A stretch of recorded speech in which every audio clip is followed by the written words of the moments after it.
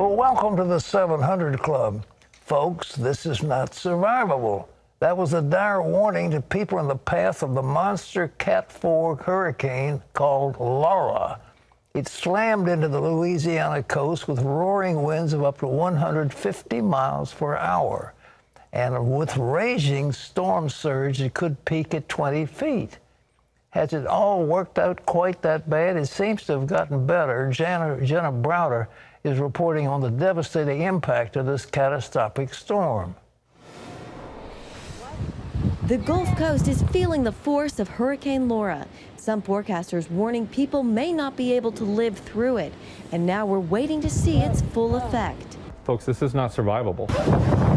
The storm slamming the region and bringing with it extremely high winds of 150 miles per hour, along with rain, and knocking out power to hundreds of thousands of homes and businesses. We're bracing for a challenge after we see this extremely destructive storm come through. Authorities warning it could sink entire communities in Texas and Louisiana.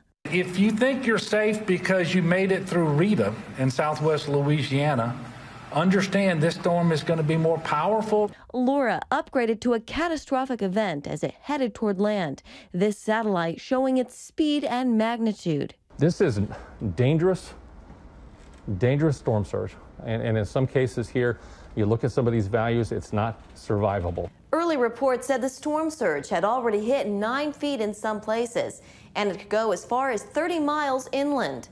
This could be the largest storm surge in the region since Hurricane Katrina.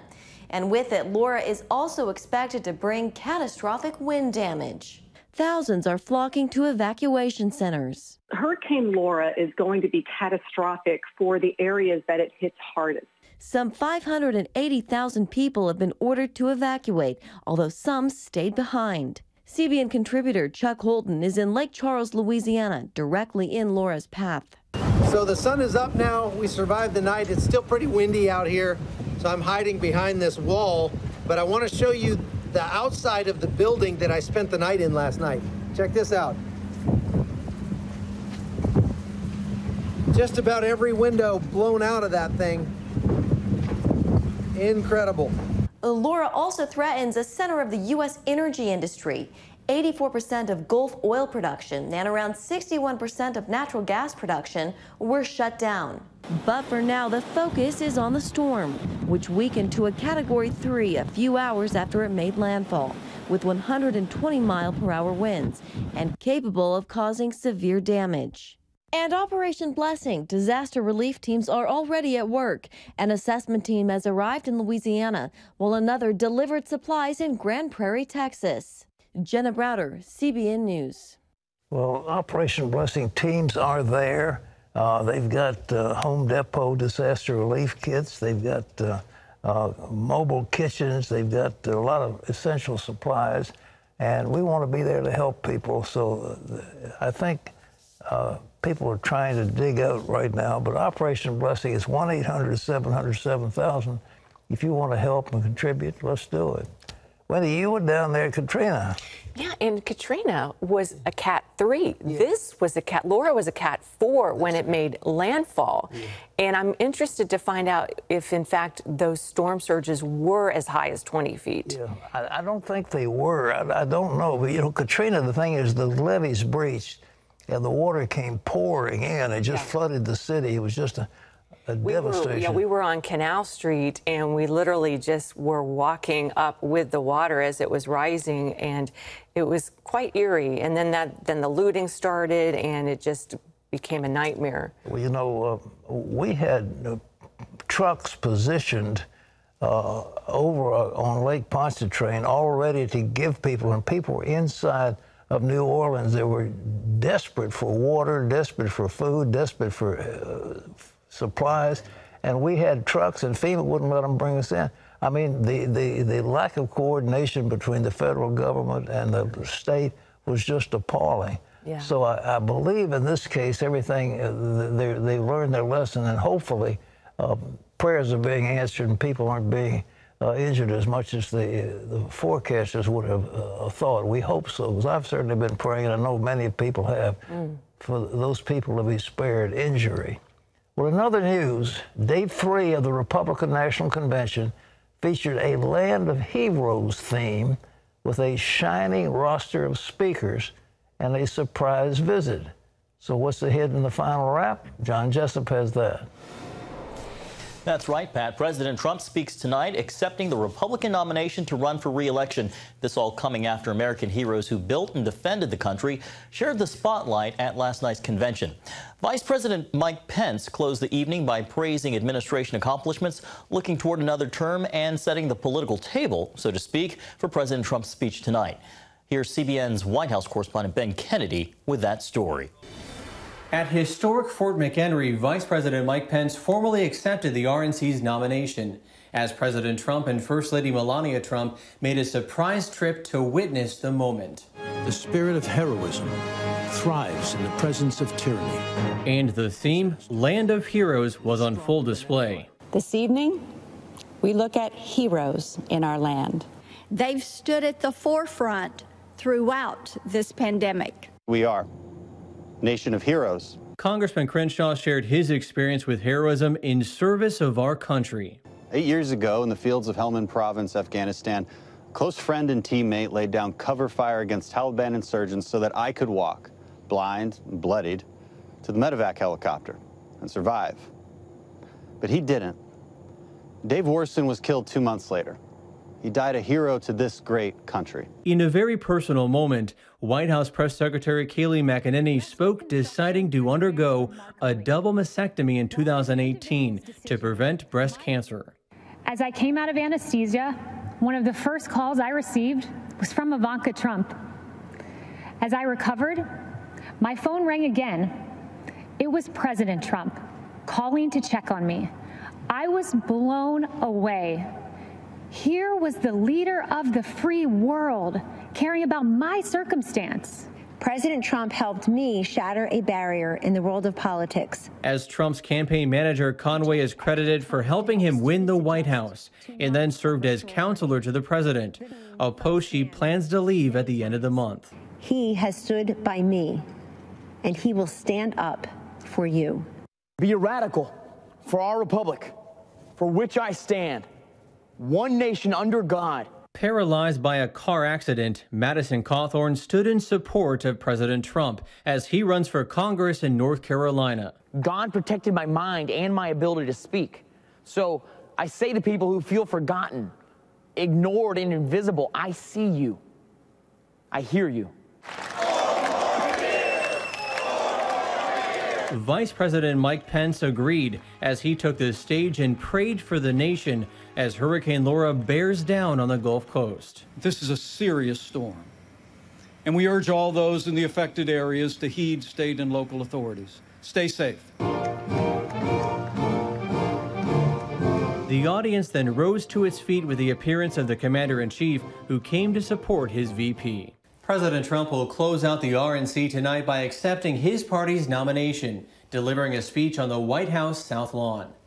Ben Kennedy, CBN News. Thanks, Ben. And Pat, you have more on the convention. Well, our CBN News political analyst David Brody is with us. David, is this convention boosting the Republicans as far as you can tell? Well, we're going to find out in a few days, Pat, for sure. I can tell you this, it's off to a very, very good start. And these last 3 days have been very interesting to watch. If you notice, the Democrats, it was all about orange man bad. I think this week the Republicans are saying, wait a minute, it's actually Biden and far left policies bad for America. And if you've noticed, Pat, what they've done is they've really focused on the African-American community, the women as well. Why are they doing that? Does anybody think Donald Trump is going to win the African-American vote? No. But if they can get those numbers up slightly and bite into some of the Biden-Harris turnout on election night, especially in those two key demographics, that will be the key, because elections are won at the margins. And I also noticed a big pro-life message as well. I mean, even Lou Holtz, the former coach at Notre Dame, talking about Joe Biden and questioning his Catholicism on the life issue. So you've got that going on, and basically you have Democrats last week omitting God from the Pledge of Allegiance a couple of times in their caucuses, while you've got pro-life nuns speaking on stage for the Republicans. Quite a contrast. David, it looks like the winning ticket for the president is law and order, and the Democrats just didn't touch it. They didn't address it during their campaign, I mean, their convention at all. And this is uppermost on the minds of the American people. What do you think? Well, you're absolutely right, Pat. And you have been saying this before others. You have been saying that law and order is the bread and butter and what can win the election for Trump. And you're absolutely right. To go to that point, Joe Biden has really given Trump and Pence an opening here to win a second term. What do I mean by that? He doesn't talk about it.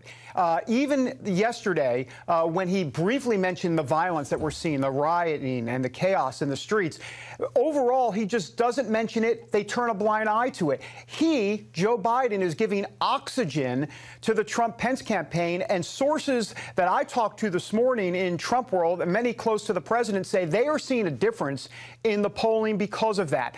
In Florida and Wisconsin, Pennsylvania, Michigan, they are seeing an uptick, not just in their internal poll numbers, but even polls that are out now. And why? It's on the law and order issue and about rioting in the streets, because ultimately folks want to feel safe. And if Joe Biden continues to not talk about it and just turn a blind eye and put his two fingers in his ear and go la, la, la, la, la, not going to work, Pat. Not going to work at all. Well, he made one gaffe, too. They said, well, if this corona breaks out again, what would you suggest? He said, well, I'd shut the economy down again. And you think, no way in the world are the people going to go for that. Has that been played much, you think?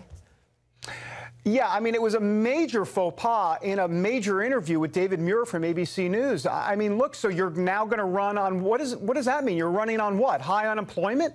I mean, that's what you're going to do? You're going to run on, let's go from a recession to a depression? I mean, that's the thing. It's been horrible. What we have seen, I can tell you this from some of my sources, is that indeed there seems to be an uptick in the polling, not just in those battleground states, but the fact that on the coronavirus, the cases are coming down, and because of that, some of the negativity regarding Trump and coronavirus is also coming down, and that has boosted the president's approval job number. We saw in a Zogby poll, 52% approval rating. That's the highest he's been ever. So, they've got to watch out. Here comes Trump yet again. It's kind of like a Secretariat at the, wherever it is, the Belmont Stakes. Yeah. Down the stretch they come. He's coming.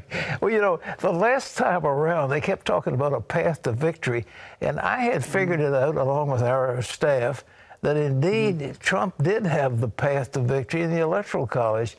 And nobody was reporting it, but it was clear he was going to win. And it seems to me that with this law and order thing, he's going to... I hate to use the term coast to victory, but he's going to, you know, these other polls are just not going to be accurate about showing Biden so far in the lead. Don't you agree? Yeah, Pat, I think you're right, and I think you're onto something. You know, the Trafalgar Group, which predicted the race correctly in 2016, they actually predicted Trump would win Michigan when no one else was predicting that Trump would win Michigan. They say that the lead pollster there at the Trafalgar Group actually says there is a much larger contingent of secret Trump voters this time around in 2020 than 2016 for various reasons. But that's what to watch on election night. We're going to see if that silent majority becomes even more vocal, if you will, in 2020. That's what Laura Trump earlier this week had told me on Faith Nation. You can catch that on CBNnews.com, by the way. But anyhow, that's what they're banking on, Pat. Well, thank you, David, for your insight. It's always very helpful. But I tell you, you want my prediction, ladies and gentlemen, law and order is the winner. The American people don't want to have mobs taking over their cities. And unfortunately, or fortunately for the Democrats, unfortunately, most of these cities are run by Democrats. And they won't talk about it because they're guilty of allowing this stuff to happen. And the American people figure the first job of the President of the United States is to keep them safe from enemies, foreign and domestic, okay?